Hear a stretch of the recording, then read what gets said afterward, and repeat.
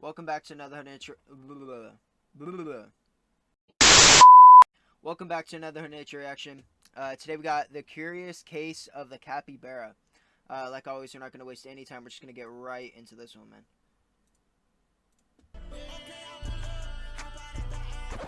Hold on, I made this what? joke already.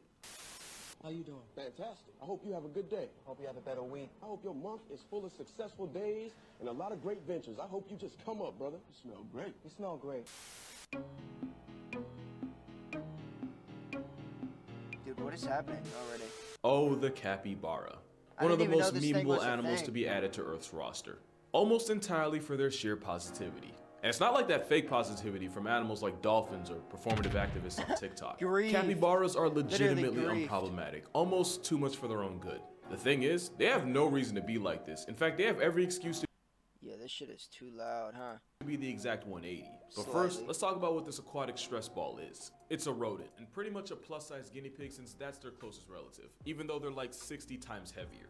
Also, guinea pigs are one of the few mammals that can get folded by deep water since they can't swim, which is something cappies know nothing about since half their personality stays in the water with them. Just like their cousins the nutria, which is basically just a beaver you've never heard of. And the pacarana, who's probably most famous for getting abused with soap like a Yo, band what of the hell? But out of all rodents, capybara are the heaviest and the ones closest to the weight class of a grown man. I didn't know and any of considering those how people things you feel showed. about their cousins 100 times smaller, you would think the capybara would be the most hated oxygen sink on the planet. But the Those only things thing are more ironic huge. than the fact that it's the complete They say look opposite is the huge. fact that this chunky chinchilla is so chill, since history shows they should really be the polar opposite. Usually when something's this unbothered, it's because they've never felt any kind of pressure from predators. It's why the quokkas on Rottnest Island have no fear of humans since they have no natural predators. Capybara, on the other hand, have more ops than a rapper with a RICO charge. These gigagerbils have to avoid being discharged from the population by the biggest big cat in North America, a discount store brand crocodile, and a paraplegic Jurassic understudy. Their Fuck. childhood isn't any easier. Yo, they got a stacked lineup over there. That's crazy. Because juveniles can get caught up with ocelots, a paralysis demon with wings, and technically pelicans don't count, but it's not for a lack of trying. And Yeah, normally trying an to animal grief that his has to share ass. an area code with this many threats to its way of life compensates by becoming a problem itself. For example, if zebras had a stripe for everything with the ability to bury them, they wouldn't have a single pixel of pale on them. And we all know those TV static stallions ride that excuse like they get tax breaks from it. That It is just so- makes more sense for a so prey animal to be more disrespectful. willing to throw down. Predators get active to eat. Prey animals fight to live. But what doesn't make sense is a capybara doing the mannequin challenge 7 years late when there's a homicidal vice grip out looking for calories. It's kind of Yo, like what are honey you badgers and doing? capybaras are two ends of the nihilism spectrum. You got the four-legged assault Oreo who doesn't value anyone's life, not even its own, and then there's a hippo hamster who can't be physically bothered enough to care. And you Yo, would think what this the mentality fuck? would have gotten the cappy written out of the series of Life by Evolution. Or maybe Yeah, they he's have the just opposite of the sleeping. kangaroo situation. The kangaroo situation is that kangaroos used to have to deal with some of the most cartoonishly absurd predators the world had ever seen. Stuff like a 23-foot Komodo dragon or the marsupial lion Thylacleo. That prehistoric PTSD means that even though kangaroos today have to deal with zero apex land predators, they still act like they're in the trenches. So it's possible Damn. capybaras had few natural predators coming up, and now they're Helen Keller to Yo, all forms what of the conflict. fuck? Believe it or not, capybaras weren't always the brolic beavers we know them as. Their ancestors were actually small rodents that evolved from Africa about 80 million years ago. Being small was lit because one, it's a whole lot easier to hide, and number True. two, eventually you get so small that putting you on a plane isn't worth the energy it would take to catch you. And when their ancestors pulled up to South America 40 million years later, they showed up to an area with few natural predators and plenty of food in the forms of the grasses they like to eat. Scientists now say that it was the lack of predatory pressure that allowed this plus-size rabbit pig to grow to the size it is today. That and apparently capybaras have a special form of insulin that's actually better at getting cells to divide and grow. In non-AP biology terms, because I never took Yeah, that I class, don't know what this that meant means. that cappies were able to exceed their weight limits without also increasing their chances of getting clapped by cancer. But of course, nature always catches up, and it wasn't like the capybara was tanky enough to disregard danger like manatees are. And in a Dude, messed up Uno manatees reverse, are becoming a crazy. literal Mighty Mouse meant the capybara was now much more attractive to predators than it would have been if it would have stayed the same size pre-bulk. So it's pretty much like cappies today have to pay for how good their ancestors had it. Dude, they got some teeth on. That boy got some chompers, dude. Got some motherfucking. He's got some grade A The chompers same on him. size That's pre-bulk. crazy. So it's pretty much like Look at cappies that. today have to pay for how good their ancestors Look at those fucking things. had it.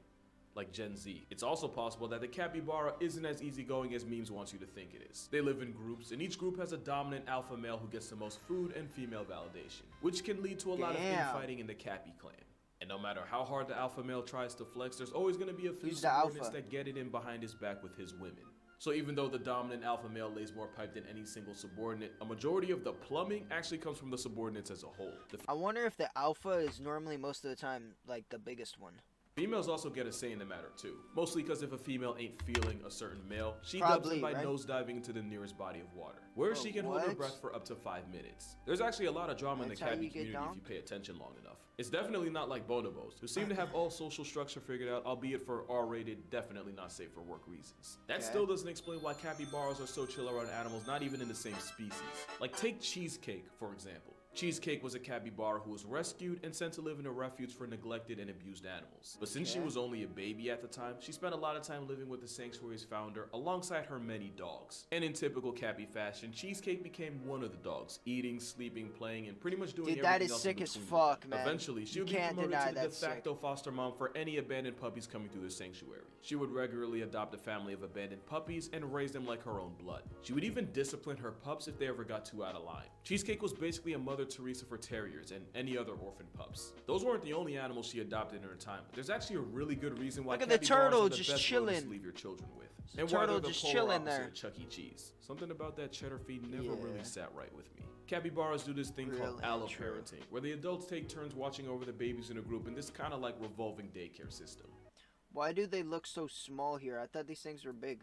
They'll even go as far as nursing pups that aren't even theirs. Pray for bro on the left. He They're going really through some not stuff that none big. of us can comprehend right now. The benefit is that in a jungle full of EDP-sized threats to minors, this actually increases the cappy pup's chances at actually surviving long enough to celebrate their birthday. But it also means that Cheesecake wasn't just a stepmother. She was the mother that stepped up. Also, I just want to say that the same sanctuary would Okay, end up getting wordplay. another capybara named Cobbler, and now Cheesecake and Cobbler are homies, and I feel like we should just take some time to appreciate that. Another agree. thing to appreciate That's- is that plenty of other animals like monkeys or painted dogs do the whole alloparenting thing, but cabbies are the only rodents that do it. Well, actually, technically not really. Turns out red squirrels will adopt orphans as long as they're somewhat closely enough related to them. But that's not the What? same as having a built-in nursery system in the That's group. So it wild. seems that being naturally social, being as swole as they are, and having literal stepmother software in their system is what makes this He-Man hamster what it is. Capybaras got so much Ooh, clout my that even God. though they're truly native to South fucking America, yawns. they have a pretty sizable fan base all over, but especially in Japan.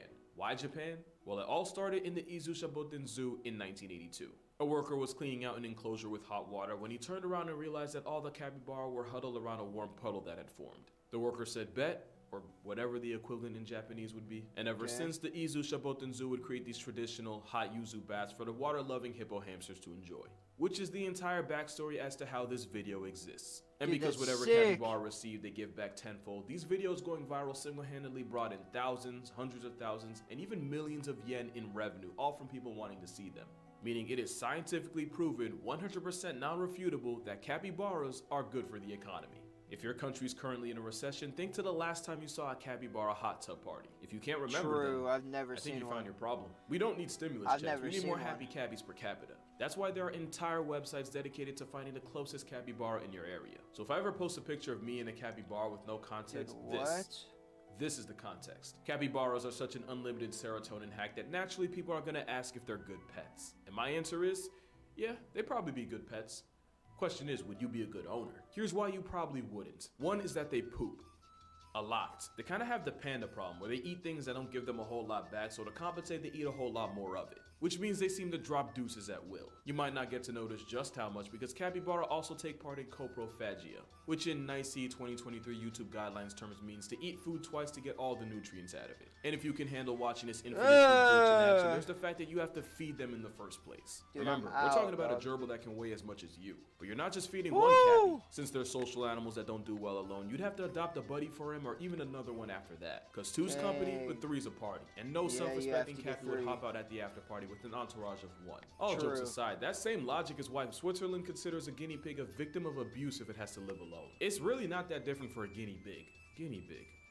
I should have used that from the beginning. There's also the fact that since half their life involves water, you're gonna have to have 24-hour access to anything the capybara can at least wade in. And before you say bathtub, just remember that most of their backdoor business happens Look while at the they're in ducks.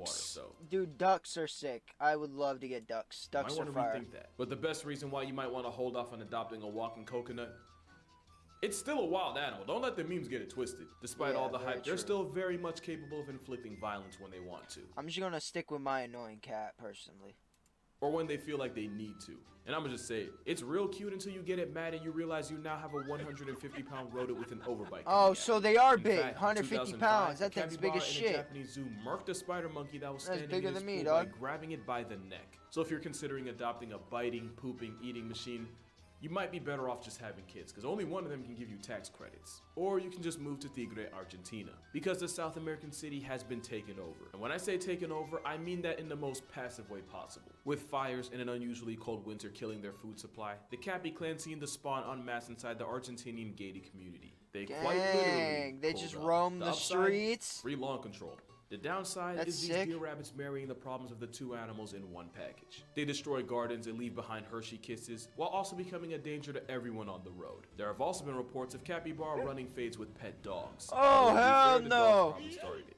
But there is another bright side if you want to look at it that way. The biggest threat to a capybara isn't a jaguar or a caiman. It's actually humans who have historically hunted them for their meat and for their hide to turn into leather. We're their biggest meat? op by far, and if they decide to take back what's theirs, Okay, bro. I'm not going to be mad at it. And the fact that they're doing it to a gated, rich community, there's a moral in there somewhere. But that's going to do it for this video. For more consistent uploads, be sure to check out my TikTok and Instagram. I try to post daily on both. And if you'd like to support this channel beyond subscribing, also consider becoming a patron on Patreon. Look at him, he's But, loving it. Only do it if you can afford it, because honestly, you watching a video this far is actually more than I can really ask for. Got a whole lot of video ideas I want to get out for the new year, so as always, drink water, hug your mother, dap up your father if he's not into the whole hugging thing. Try to be a cappy in a world full of cappers. And I'm gonna see y'all in the next one. A cappy in a room full of cappers. Okay, let's watch this last video though. Olha lá, Lorenzo. Oh, look at them all! Look at them all! Eles vão parar. Oh. Ah, eu não tô acreditando nisso. You can't lie, that's fucking cute as shit. That is amazing. Wow.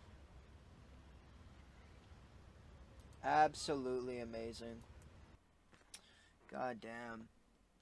Yo, make sure to go subscribe to Hood Nature too, yeah?